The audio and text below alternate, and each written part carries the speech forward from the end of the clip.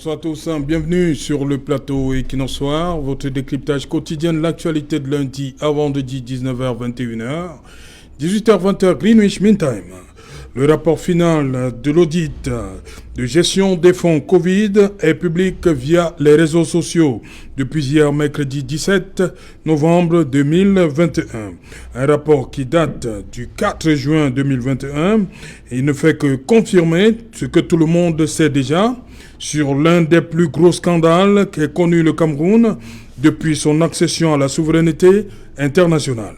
Surfacturation, conflit d'intérêts, malversation financière, favoritisme, non-respect des procédures de passation de marché, de validation des prix des tests et cerise sur le gâteau, la vente de ceci au gouvernement.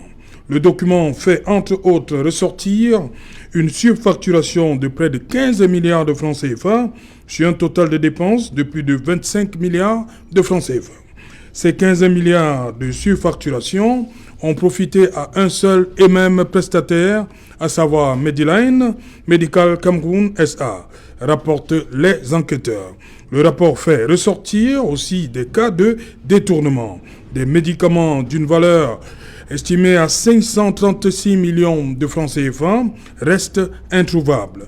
Les enquêteurs n'ont pas manqué de révéler la vente de 15 000 tests de dépistage rapide par le ministre de l'administration territoriale à son collègue de la santé publique. L'argent viré, soit 288 millions de francs CFA, au profit du ministère de l'administration territoriale sur un compte BGFI, mais malheureusement, l'identité du titulaire reste un véritable mystère. Madame, Monsieur, tout à l'heure à 20h, c'est la grande édition de 20h, présentée ce jour, une fois de plus, par Julien Berthé-Bissay. Je vous retrouve après pour Equinox Soir, deuxième partie. Ce sera le temps du débrief.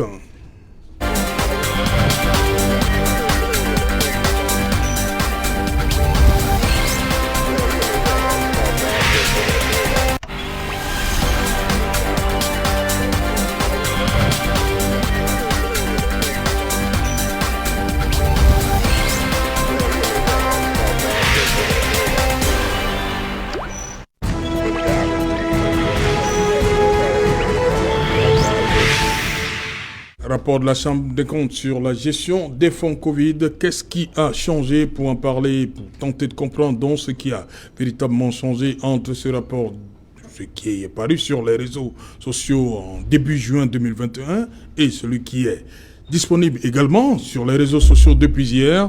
Nous avons invité en plateau ce soir Yves Abama. Bonsoir Yves. Bonsoir Serge Alain, bonsoir aux co-panélistes, bonsoir à tous ceux qui nous écoutent. Nous sommes heureux de représenter le grand parti une fois de plus sur votre plateau. Voilà. Côté de vous, maître Fidèle Djoumissi. Bonsoir maître. Bonsoir Serge Alain Outou et salut à tous les téléspectateurs de Equinox Soir. C'est toujours un plaisir renouvelé pour moi de venir sur ce plateau. Et c'est une émission qui est importante pour nos populations, dont la formation politique est nécessaire pour le changement dans notre pays. Et ce changement, nous l'annonçons par le travail qui est effectué par la plateforme des partis politiques en vue de modification du système électoral, modification consensuelle du système électoral. Et nous informons l'opinion publique de ce que les résultats de ce travail seront donnés mercredi 24 novembre prochain à l'hôtel Hilton à Yaoundé. Et les partis qui ont pris part à ce travail seront là et on invite la presse à ce qu'elle soit là pour rendre compte de ces travaux. Nous espérons que ces travaux seront pris en compte par le gouvernement pour éviter à notre pays des élections qui peuvent déboucher sur des troubles et que le RDPC, au lieu de se préparer à des fraudes pour les échéances futures en collusion avec Elecam, devrait plutôt s'aligner sur cette plateforme et demander que le gouvernement puisse modifier le système électoral et que demain, quand nous aurons les élections, que ceux qui vont sortir de ces élections soient vraiment ceux que les Camerounais ont choisis et que nos dirigeants doivent être ceux que nous avons voulu et accomplir ce que nous demandons. Merci. Bonsoir, Maître Achille Dio. Bonsoir mon cher Serge Jolin, bonsoir au panel. Bonsoir également à tous les fidèles inconditionnels de cette production qui nous regardent actuellement. Salutations militantes à tous mes camarades combattants SDF, particulièrement ceux de l'arrondissement de Douala 2e et de l'arrondissement de Bazoum, mon natal. Merci de l'invitation. Le SDF, une fois de plus, se sent honoré. Merci. Voilà, à côté de vous, lui, c'est la première. Sur ce plateau, on a gardé ça pour la fin. Arnaud Yada, il nous vient de Yaoundé. Bonsoir, bienvenue. Pourquoi vous êtes souriant comme ça?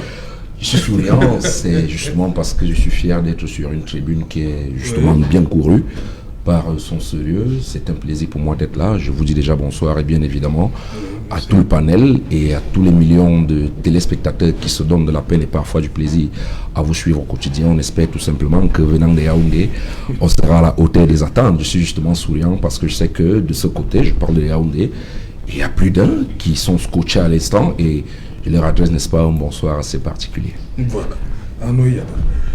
Voilà, Yves Abama, dites-moi, vous avez parcouru ce rapport, vous me l'avez même envoyé, comme vous m'avez dit que si tu ne l'as pas encore, voilà. Pour vous, la question est simple, qu'est-ce qui aura changé, qu'est-ce qui a changé véritablement entre ce que, on ne va pas dire, on peut peut-être dire que ça a fuité au niveau du mois en juin dernier, et ce qui est disponible, qui est sur la place publique, on va le dire ainsi, depuis hier. Voilà, en fait, qu'est-ce qui a changé? En dehors du volume. Oui, qu'est-ce qui a changé en dehors du volume? Ce qui a changé par rapport à ce que moi j'appelais tract, parce que j'avais appelé ça un tract, ce qui a changé, c'était que il y a eu beaucoup plus de précision. Le travail, quand vous prenez, vous vous rendez compte que c'est un travail fait dans les détails. Oui. Voilà, il y a un certain nombre d'éléments qui ressortent et qui suscitent beaucoup plus d'interrogations par la qualité de la précision et bon, le public est libre de juger. Mais je voudrais commencer par dire que ce rapport est la preuve de la très grande volonté du gouvernement de faire dans la transparence. Parce que, qu'est-ce qu'on n'a pas entendu? On a entendu des gens nous dire, ils vont noyer le poisson, ils vont cacher le rapport, ils ne vont pas le donner. On a tout entendu. Mais voilà, le rapport est sorti. Il contient un certain nombre d'éléments à charge et il confirme que c'est ce que le président de la République... Au niveau de la méthode utilisée, est-ce que vous connaissez les destinataires de ce rapport? Bien sûr, on connaît les destinataires du rapport. C'est ce qui a été fait. Oui, mais nous voulons dire que même se retrouve sur les réseaux sociaux. Voilà, même connaissant les destinataires du rapport, nous voulons dire que, vous savez, les textes qui régissent la Chambre des comptes disent que, je n'ai pas l'article exactement en tête, en fait, son rapport doit être rendu public. D'accord? Oui. Il a été publié, c'est ça l'essentiel. Il faut que les Camerounais soient au courant du travail qui se fait. Et je pense que ça va dans le sens d'un engagement du président de la République qui est de rendre compte aux Camerounais. Et souvenez-vous que dans plusieurs de ses discours, le président de la République a dit on ne joue pas avec la fortune publique. Le RDPC n'est pas un parti qui couvre ce qui détourne de l'argent.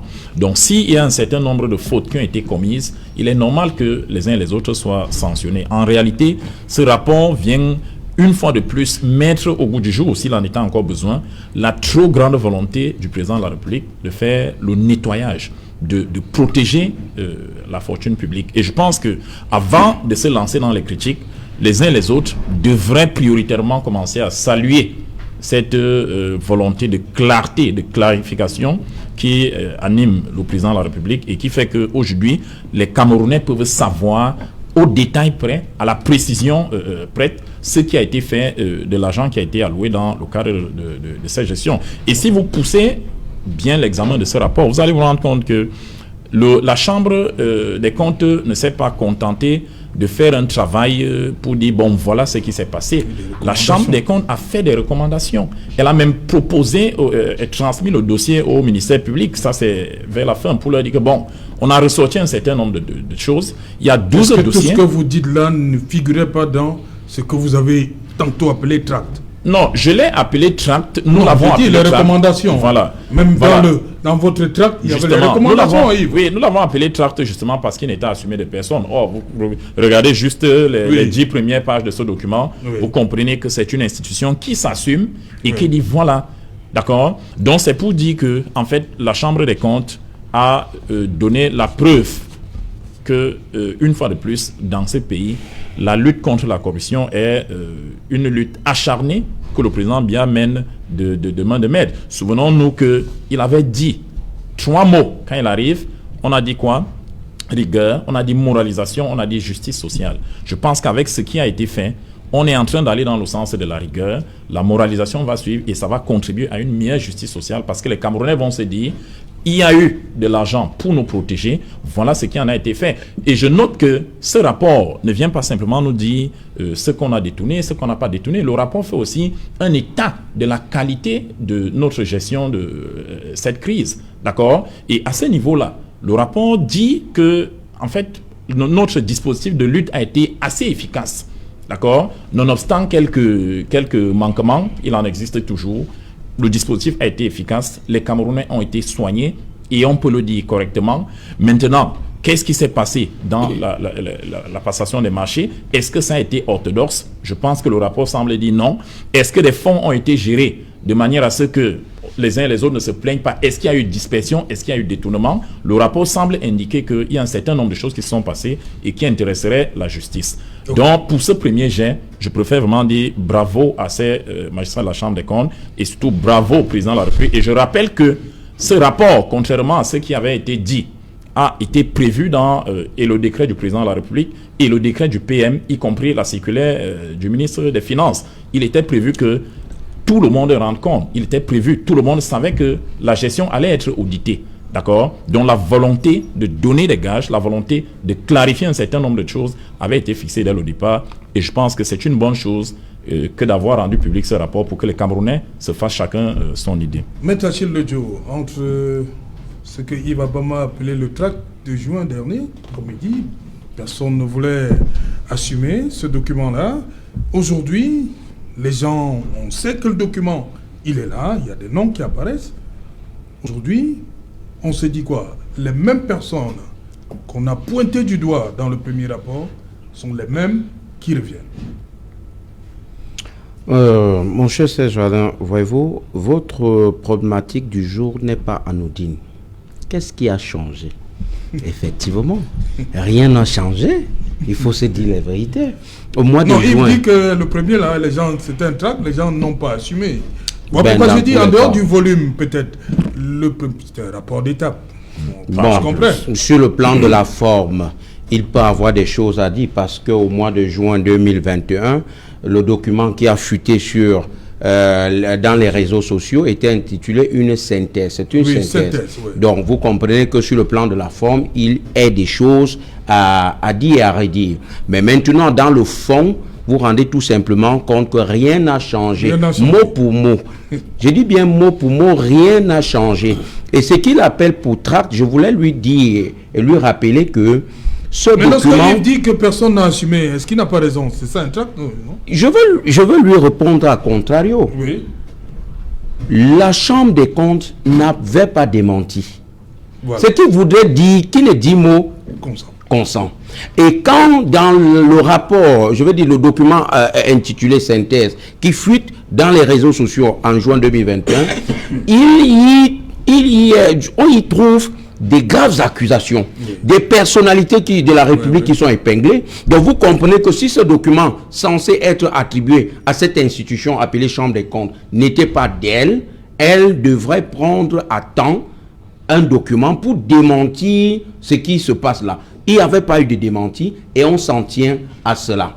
Alors, quelques mois plus tard, le document appelé le rapport même sort, un rapport normal avec le nom de tous les intervenants, que ce soit du siège ou du ministère public, bref, tout est organisé et agencé comme un rapport devait l'être.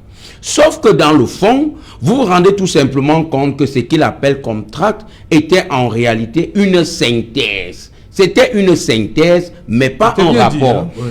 Les 30 recommandations qui figurent dans le document appelé synthèse figurent encore, s'y trouvent encore les 30 recommandations adressées aux 4 personnalités, je vais dire à 4 institutions, le Premier ministre, la Recherche, le ministère de la Recherche, le ministère de la Santé et le ministère des Finances. Les 30 recommandations y figurent. Et maintenant, je suis très satisfait des conclusions parce que, pour une fois, cette institution parle au mot d'indicatif. Ils ne sont pas dans le conditionnel. Ouais. Ils vous disent qu'effectivement, il y a des poches de malversation. En juin 2021, le document intitulé Synthèse nous fait voir un certain nombre de malversations. Déjà, la société attributaire, on nous parle d'une seule. Actuellement, il y en a 3 qui sont épinglés. On vous fait comprendre que la gestion des médicaments était erratique. Et c'est ça. On vous fait comprendre que la procédure de marchés spéciaux utilisés en l'espèce a été non seulement coûteuse pour le Cameroun, et le fait de l'avoir maintenue après juillet,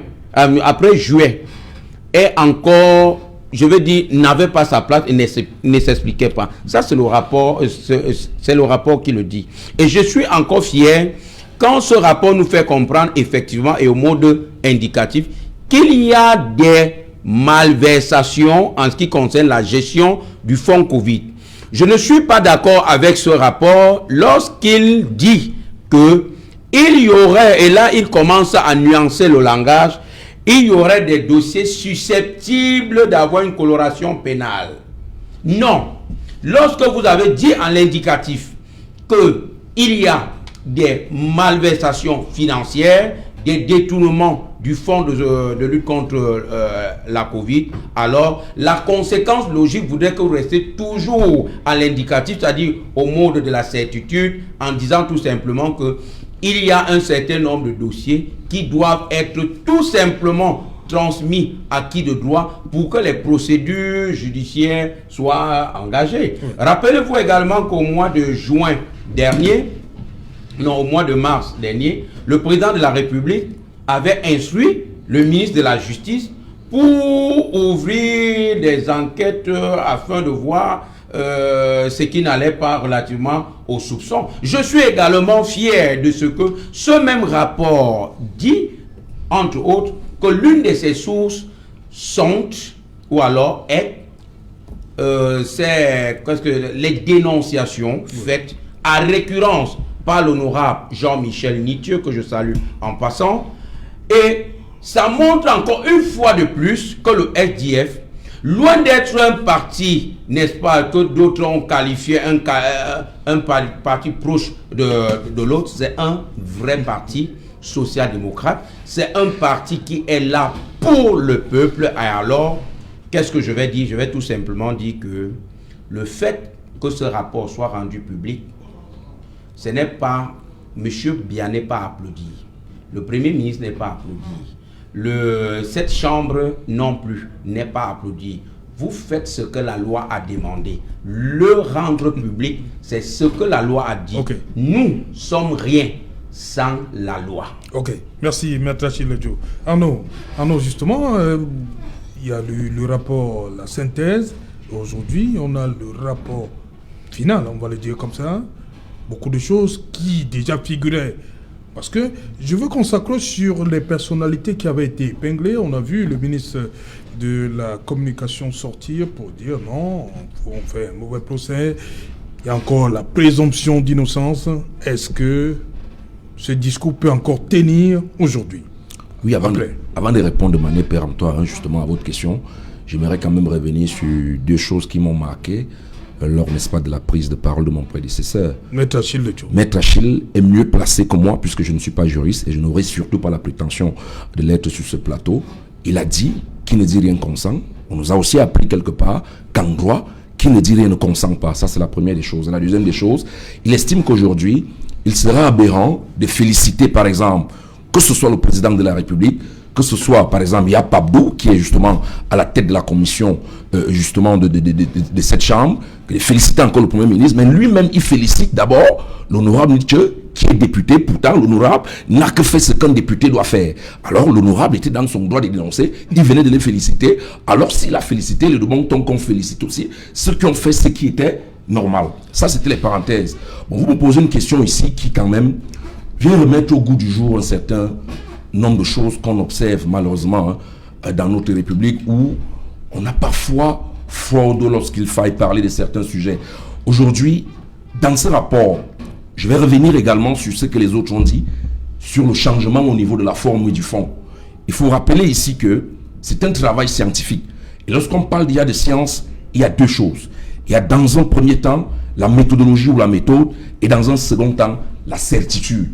On peut prendre la méthodologie ici comme la forme. Quelqu'un a parlé de tract ici, l'autre encore de synthèse. Ce qui est vrai, c'est que par le touchement des réseaux sociaux, il y a une fuite d'informations qui faisait état de ce que, quels que soient les stratagèmes qui ont été utilisés pour mettre sur pied ce rapport, on était en passe de comprendre que c'était un travail mené par certaines enquêtes. Tout de suite, le député Nietzsche n'est pas allé dans un champ de patates pour faire certaines sorties. Ça veut dire que lui également, au regard de ses dénonciations, il s'est appuyé sur un travail quelque peu scientifique. Alors maintenant, au niveau de la certitude, et c'est là le fond, la certitude c'est laquelle? Y a-t-il eu détournement ou non? Il y a justement eu détournement. Et il faut dire ici que s'il y a détournement, c'est grave. Parce que là, des gens ont détourné l'argent qui était destiné à sauver des vies. Ça veut dire que s'il y a eu un mort de coronavirus, ça veut dire que celui qui a détourné a tué. Il faut regarder cet aspect de choses. Que ce soit le seul comprimé de paracétamol qu'on a détourné, il aurait dû sauver un citoyen lambda qui a perdu la vie aujourd'hui. Alors là, ça devient assez dangereux. Vous avez parlé des personnalités qui ont pris position. On a suivi une session à l'Assemblée nationale où les députés ont essayé tout au moins de mettre à dos le ministre justement des Finances qui leur a dit de garder patience parce que justement, il était impossible de prendre dans un sac 1 milliard, 2, 3, 4, 5, donner à un individu de demander à celui-ci de gérer. Et que justement, c'est parti justement aussi sur des papiers. Mais aujourd'hui, on est convaincu à suffisance qu'il y a eu fuite. Et c'est eux, certaines personnes, qui ont, certaines personnes qui ont la manie d'habiller les mots entre détournement de fonds publics et faute de gestion. Mais ce qu'il faut retenir ici, c'est qu'il y a eu vol. C'est ça qu'on doit comprendre. Il y a eu vol. Et s'il y a eu vol, ça devient assez dangereux. À partir d'ici, peut-être que dans mon deuxième jet, je reviendrai. Mais restons sur votre question, sur les sorties des justement les ministres, tout au moins ceux qui avaient la lourde charge de gérer. Il me semble que certains ministres, lorsqu'ils ont vu cette somme énormissime d'argent qui était 180 milliards jusqu'ici, puisque c'est bien martelé dans le rapport, la voracité, l'atrocité avec laquelle d'aucuns se sont jetés dans cet argent compte tenu de sa gestion m'amène tout au moins en tant que journaliste à m'interroger. Est-ce que le coronavirus existe vraiment? C'est une question. Ça semble anodin. Beaucoup peuvent dire aujourd'hui que lorsqu'on parlait de ces 180 milliards, les mesures barrières attendaient qu'on finisse de parler. Les mesures barrières sont revenues après lorsqu'on nous parlait déjà du vaccin. Ça, c'est une question. Deuxième question. Si bien même le coronavirus existe, est-ce que c'est l'État du Cameroun en lui-même qui a donné les 180 milliards? Il me semble que non. Parce qu'il y a justement une partie qui venait de nos bailleurs de fonds, qui, ma foi, est dans les 165 milliards. Je peux me tromper sur les chiffres. Mais on a peut-être l'impression à un certain moment que ces gens qui avaient la lourde charge et la lourde responsabilité de gérer se sont dit, puisque le coronavirus tue ailleurs, où on nous annonce des hécatombes qu'on a prédit à l'Afrique, le Cameroun avec, et que le ministre, par exemple, de la Santé se félicitait à un certain moment du fait que nous ayons 96% de taux de guérison, sans savoir ce qui guérissait en réalité les Camerounais, tant qu'il y avait que jusqu'ici, on n'a aucun médicament officiel qui soignerait le coronavirus. Ça veut dire que quelque part, les Camerounais ont maîtrisé le corona. Ceux qui dirigent et qui avaient la charge de gérer l'argent ont compris qu'ils ont maîtrisé, ont profité aussi généralement. Où est-ce que vous mettez Ngolbetara et... L'Ongulbetara aujourd'hui. Monseigneur Cléda. Non, vous me parlez de quelque chose qui m'amène à prendre une gorgée. Permettez-moi. Ngolbetara L'Ongulbetara n'a jamais été reconnu malheureusement au Cameroun. Mais l'Ongulbetara a été reconnu officiellement au Nigeria. C'est-à-dire lorsque vous allez au Nigeria, vous dites, vous êtes malade, on fait les examens et les tests, vous souffrez du coronavirus, on vous prescrit l'Ongulbetara. C'est ce qui est. Mais au Cameroun, on a considéré l'Ongulbetara et d'autres produits comme des adjuvants.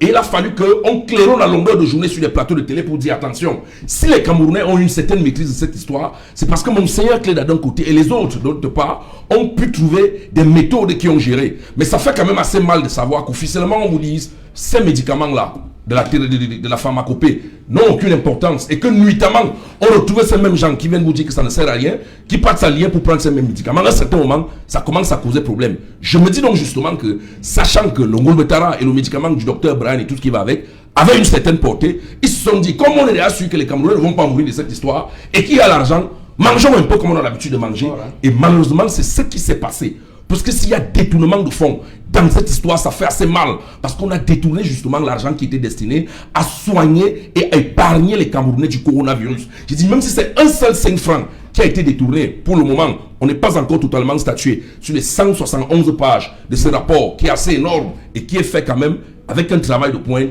Mais tout porte déjà à croire que pratiquement 15 milliards seraient en fuite. Et s'ils sont en fuite, il faudrait bien qu'on nous dise là où ils se trouvent. Voilà, Maître Fidèle Ndjoumbessi, des personnalités accusées lors du premier rapport, le rapport de synthèse. On a vu la sortie du ministre pour dire non, présomption d'innocence. Aujourd'hui, c'est les mêmes noms qui reviennent. Oui, les mêmes noms reviennent et confirment qu'il y a détournement massif des fonds publics. Et je suis surpris que M. Yves Abama, sur ce plateau, déclare que le RDPC ne protège pas les voleurs et que son champion, M. Paul Biya, combat la corruption.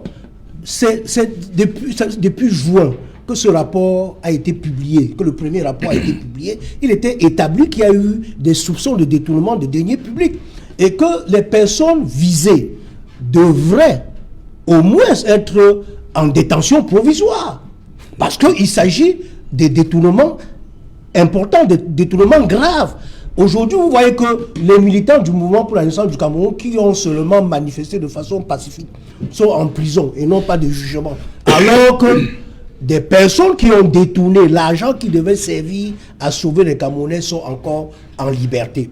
Non, il faut absolument que ces gens-là soient poursuivis. Et qu'on nous dise où est passé l'argent public, où sont passés les fonds de solidarité spéciale affectés à la lutte contre le coronavirus. C'est ce que nous cherchons, c'est ce que nous demandons depuis. Qu'on nous dise où sont passés ces fonds et qui les ont utilisés, qui les ont distraits. C'est ça qu'on attend de ce gouvernement. Et moi, je dirais, et je vais embrayer sur ce que Arnaud Yada a dit tout à l'heure, c'est le rapport qui est publié aujourd'hui paraît encore plus crédible que celui qui a été publié en juin.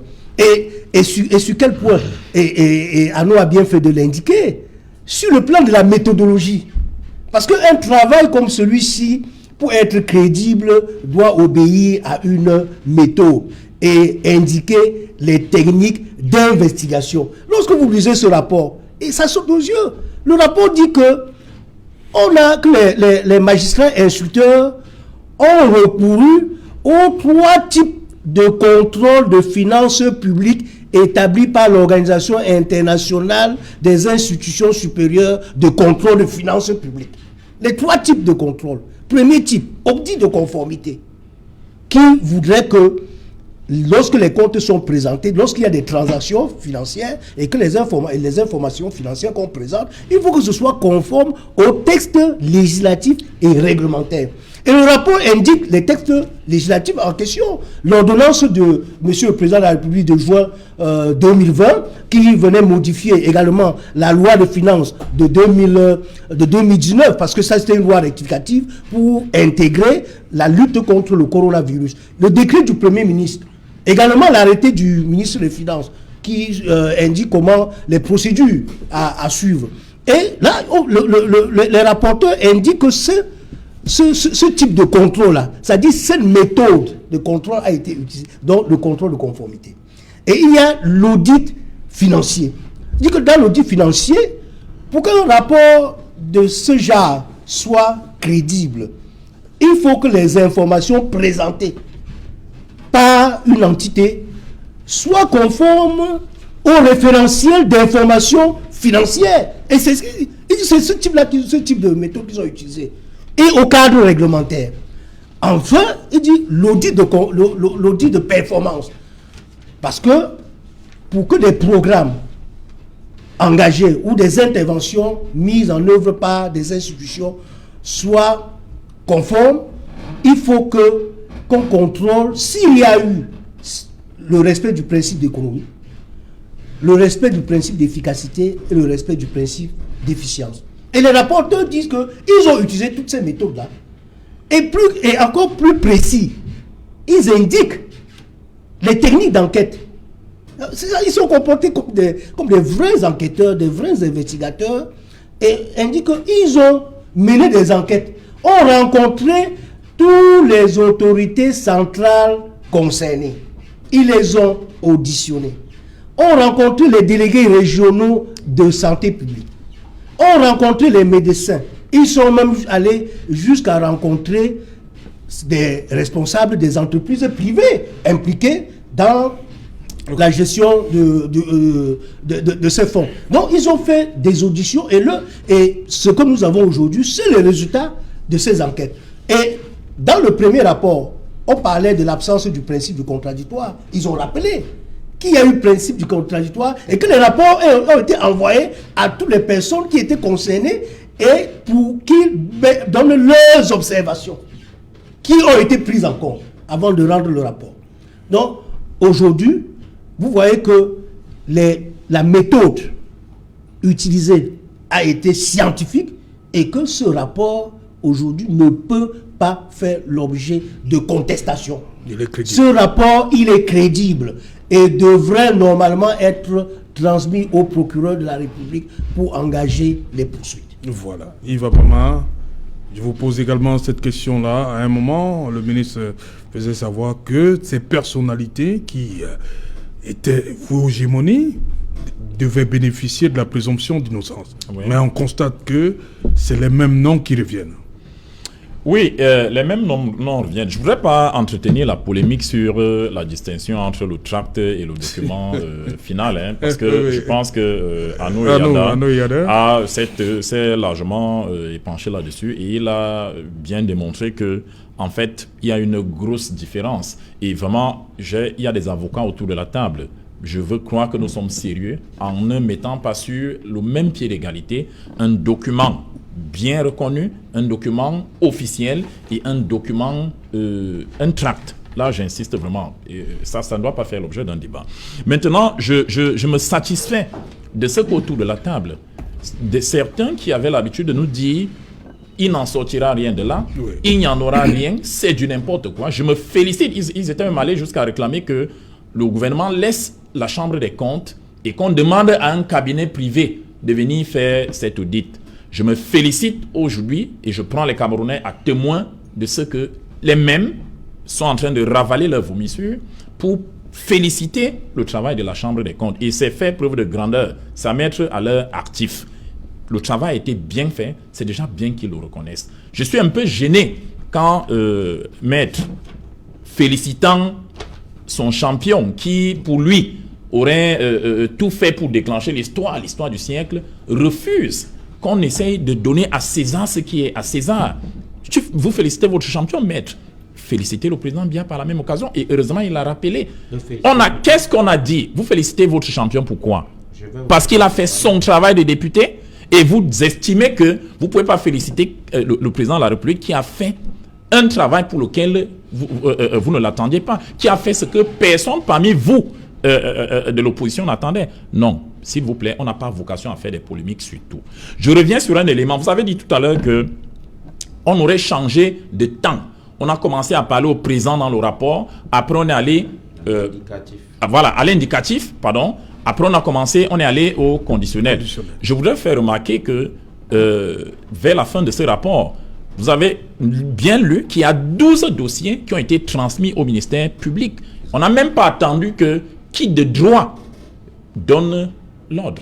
D'accord? Les dossiers sont actuellement, moi on parle, entre les mains du ministère public. Et avec ce genre d'éléments, on ne peut pas dire, on ne peut pas venir nous dire que on s'est contenté de dire il y aurait. Et je voudrais rappeler également que, avocat de votre État, nous sommes sur ce plateau.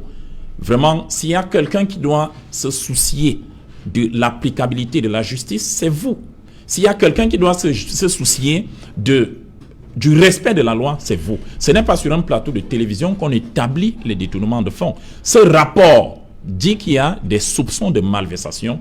Je vous prie de laisser le soin à la justice de nous dire oui, les soupçons de malversation sont vérifiables, il y a eu détournement de fonds. On ne peut pas venir, et là je reprends un peu Arnaud Yada, je comprends sa passion parce que les éléments qui sont dans ces rapports sont tellement écœurants. On aurait aimé que ce soit de simples supputations. On aurait aimé que ce soit juste des éléments superficiels. Vous voyez, je peux comprendre sa passion, mais jusque-là, laissons le soin à la justice de les prendre, d'interpeller les uns les autres, de les analyser pour nous dire, OK, on donne suite au travail de la Chambre des comptes. Ces gens ont été coupables de ceci ou de cela. Au demeurant, vraiment, il n'y a pas de polémique à faire. Le RDPC, je le rappelle ici, n'en déplaise à Maître Fidèle Djoumissi, le RDPC n'a pas vocation à couvrir les détourneurs de fonds publics. Les déclarations du président de la République contre ces détourneurs à col blanc sont assez légion. En 2011, il avait dit, en 2015, il a rappelé, en 2017 aussi. D'accord? Donc, il est en train de faire ce qu'il a dit, ce qu'il a annoncé depuis 1982, rigueur, moralisation, justice sociale. Nous sommes là, regrettons que dans l'administration, il y a un certain nombre de pratiques quand la maladie est là, parce que Arnaud a dit tout à l'heure, un médicament qu'on a volé, peut-être c'est un Camerounais qu'on a tué sans le savoir. Une commande où il y a eu surfacturation, peut-être ce sont des éléments qui auraient pu venir aider, en plus des Camerounais qui n'ont pas été achetés et ça met en difficulté. Je voulais également revenir sur un élément que Arnaud a évoqué tout à l'heure. Quand il parlait d'adjuvants, il parlait des médicaments locaux.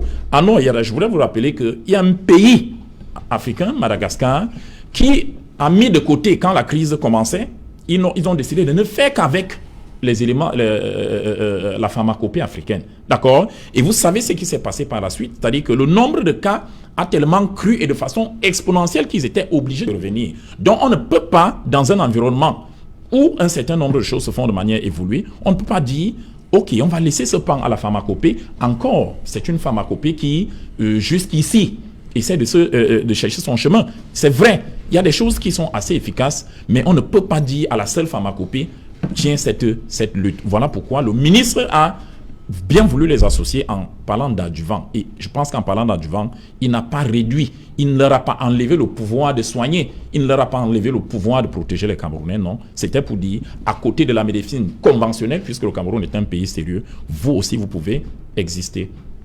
Maître Siledjo, après ce rapport, on attend que les choses aillent plus rapidement. Naturellement, mon cher. Oui, parce que le peuple... Non, pas rapidement. Pourquoi? Peut-être au rythme du RDPC. Oui. Rapidement, c'est le souhait du Camerounais, Oui. lambda. C'est votre souhait, c'est le mien. Les gens se demandent même, par rapport au timing, pourquoi en ce moment-ci? Une seule personne au Cameroun détient le timing. Beaucoup de gens tout. pensaient que c'était une affaire enterrée. On disait, bon, Covid, c'est enterré, la Cannes, c'est enterré. Justement, Cannes je comprends. Covid Gate, je parle de Gate. Je comprends bien ceux qui ont C'est pensé. maintenant qu'on met ça au... Bon, dans tous les cas, pour répondre à votre question, Serge Alain, rassurez-vous que toute une séance plénière Ouais. spéciale de l'Assemblée nationale prévu, avait hein. avorté et à Sans l'issue- explication. Hein. Oui, sans explication. Au peuple camerounais. Et cette séance de l'Assemblée nationale était véritablement dédiée à la présentation de ce rapport. Sauf que des indiscrétions, on a eu dire que c'est parce que le numéro 1, le champion de M. Abama, n'avait pas donné son accord favorable pour la présentation de ce rapport. Si ce rapport Mais on dit, aujourd'hui maître, est rendu officiel, c'est justement parce que, effectivement, son maître, son champion, a donné le OK. Aurait. C'est le maître du temps au Cameroun. C'est ça, c'est ce qu'il faut le dire. Je voudrais apporter des observations, des clarifications sur des contre-vérités qui ont été dites par mon voisin de gauche et M. Abama, pour qui j'ai bien de l'estime. Alors, nous avons 180 députés à l'Assemblée nationale qui suivent bien cette activité qu'on appelle le Covid Gate. Un seul député sur 180 a eu le courage, a eu l'outrecuidance, a eu la hardiesse de dénoncer chaque jour qu'effectivement, faites attention, des possibles malversations financières sur la cagnotte Covid pourraient avoir lieu. Alors on a fait la sourde oreille. Il a continué, il a frappé. Effectivement, vous comprenez que le RDPC s'est senti obligé de lui tendre une oreille attentive. Voilà pourquoi je dis, l'honorable Jean-Michel Nietzsche est à féliciter. Et maintenant, pourquoi je dis que je ne félicite pas la publication du rapport? Laissez, je parle, souffrez. Quand vous parliez, j'étais dans une sorte d'épreuve de nerfs. Alors, faites la même chose. Alors, je dis, la loi, notamment la constitution du Cameroun, vous dit que la Chambre des comptes et même la loi portant organisation de la Cour suprême vous dit que le rapport de la Chambre des comptes doit être adressé au président de la République, président du Sénat, président de l'Assemblée, et publié au journal. Comment est-ce qu'on rend public quelque chose? Vous voulez que j'applaudisse, monsieur Bia? C'est la loi qui le dit. Je dis que je n'applaudis pas la publication du rapport, mais je peux... Et la loi ne dit pas que le député doit contrôler l'action du gouvernement. Publié, je peux encore, autant pour moi, il m'amène à des lapsus, je peux encore féliciter le travail méthodique qui a été fait. Ça, c'est deux choses différentes. La publication du rapport, c'est ce que la loi me demande de faire. Pourquoi vous voulez que j'applaudisse ce que la loi demande de faire? Rien. Autre chose maintenant, qui n'est pas des moindres, c'est que quand vous regardez ce rapport, vous comprenez que le RDPC est un parti de voleurs. Le RDPC, c'est la malchance, c'est le cauchemar du Cameroun. Non.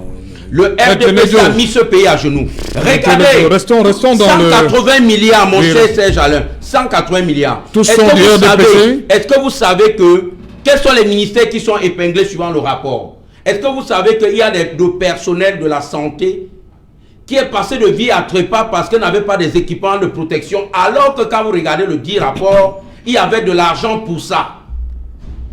Nous ne comprenons pas. Et comprenez aussi notre émotion. Oui.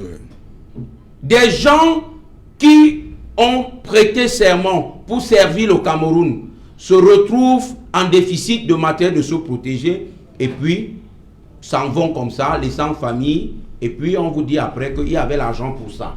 C'est méchant.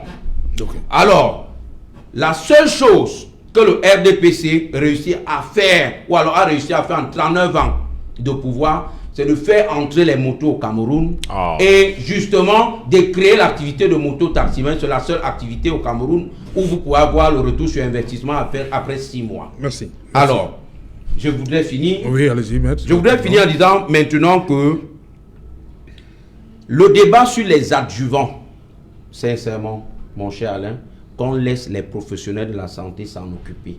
Ici, sur ce plateau, je ne voudrais, je vais dire, minimiser la compétence de personne.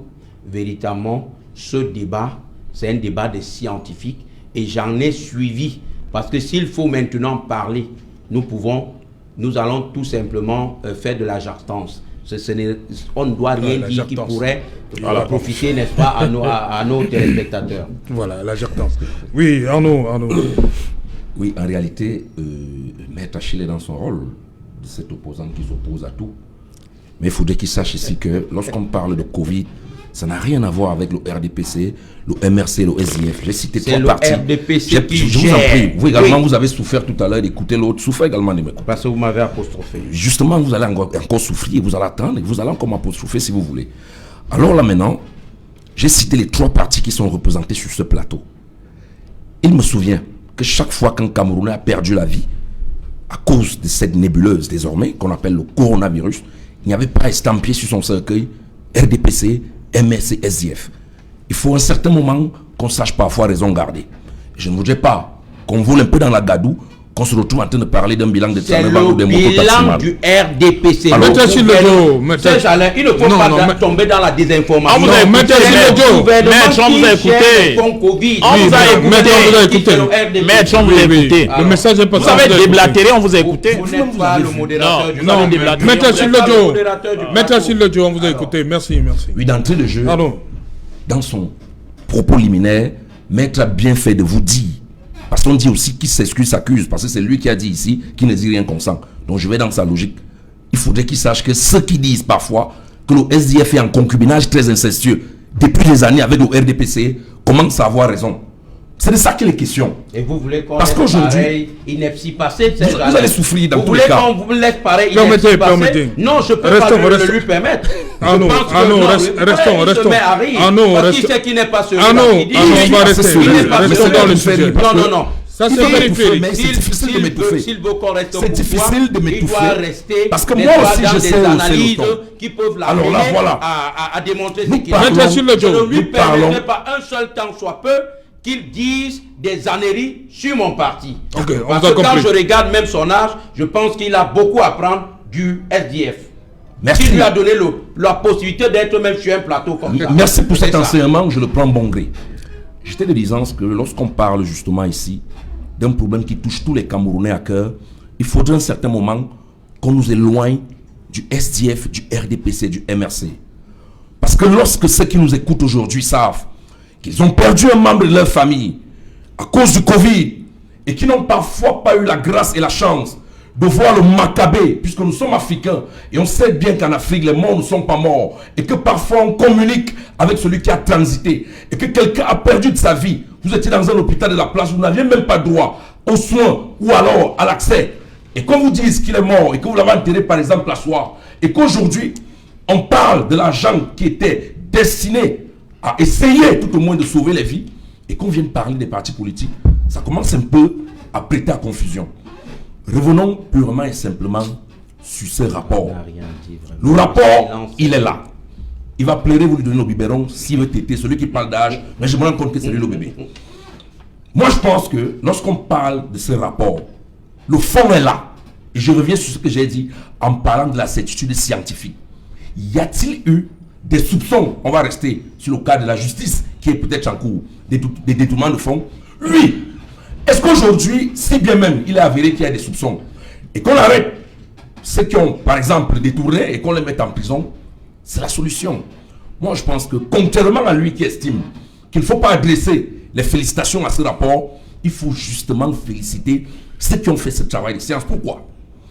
Il me semble que c'est dans ce pays qu'on a eu au strict minimum 7 rapports qui ont pris au Cameroun au strict minimum 2 milliards de francs CFA pour faire des études et de trouver la vérité. Des rapports qui venaient de l'extérieur, des rapports que le SDA à la présidence demandait, des rapports que le Premier ministre demandait. Aujourd'hui, finalement, on a pleuré et on a un rapport. La première chose à faire, c'est de reconnaître les efforts scientifiques de ceux qui ont fait ce travail. Et maintenant d'attendre que la justice fasse le sien. Aujourd'hui, il n'est pas aussi quand même, je voulais dire qu'il est assez osé de commencer à nous dire que tel a détourné, tel ne l'a pas fait. Le ministère public est bel et bien cité dans ce rapport. Oui. On va attendre qu'il se charge du dossier. Mais tout au moins, la fierté d'un Camerounais, c'est qu'aujourd'hui, on est résolument décidé à tordre le cou à la corruption parce que cette chambre reste pour ma part le dernier recours. Lorsque le tribunal criminel spécial, la CONAC, le CONSUP et la NIF ont échoué, on peut au moins faire désormais confiance à cette chambre. Et je peux vous dire que chaque prétendu détourneur de fonds, là où il est assis actuellement, ayant parcouru ces 171 pages, vraiment ça se posait des questions. Voilà, merci. On va permettre aussi à Maître Fidèle Djoubissi, il faut faire confiance à la Chambre. Oui, vous semblez apprécier le travail abattu oui, par la Chambre. La Chambre fait partie du dispositif des institutions qui sont prévues pour la lutte contre la corruption, contre l'atteinte à la fortune publique. Il y a la NIF, il y a la CONAC, et il y a le CONSUPE. Et il y a une seule limite dans ces institutions, et ce que nous avons toujours dénoncé, et que le président et le professeur Maurice Kamto a indiqué que normalement, si on devrait donner un peu plus de pouvoir à ces institutions, un peu plus de prérogatives à ces institutions, et que si le MLC était arrivé au pouvoir, on devrait donner, parce que ces institutions-là devraient bénéficier des pouvoirs de police judiciaire. Oui. Parce que la police, et que un rapport comme celui-ci, qui est rendu, qui est fiable, qui est crédible, devrait être déjà constitutif d'enquête préliminaire et transmis au procureur de la République pour engager les poursuites. La limite, c'est quoi? C'est que la loi prévoit que le rapport, comme a dit Maître Achille Joe, que c'est destiné au président de la République au président du Sénat, au président de l'Assemblée nationale. Ça, c'est le rapport annuel. Bon, maintenant, il faut, et la loi prévoit également que c'est le président de la République qui peut décider des poursuites. Ça, c'est pour le rapport on a annuel. institué le président de la République La loi. en procureur. Ok. On l'a institué comme ministère public, donc Merci. c'est lui qui juge de l'opportunité de poursuite. Voilà, on va continuer après le journal de Julien Berthe Bissaï qui est déjà là. Et on se retrouve donc, bien évidemment, pour Equinox Soir, deuxième partie. Ce sera le temps du débrief.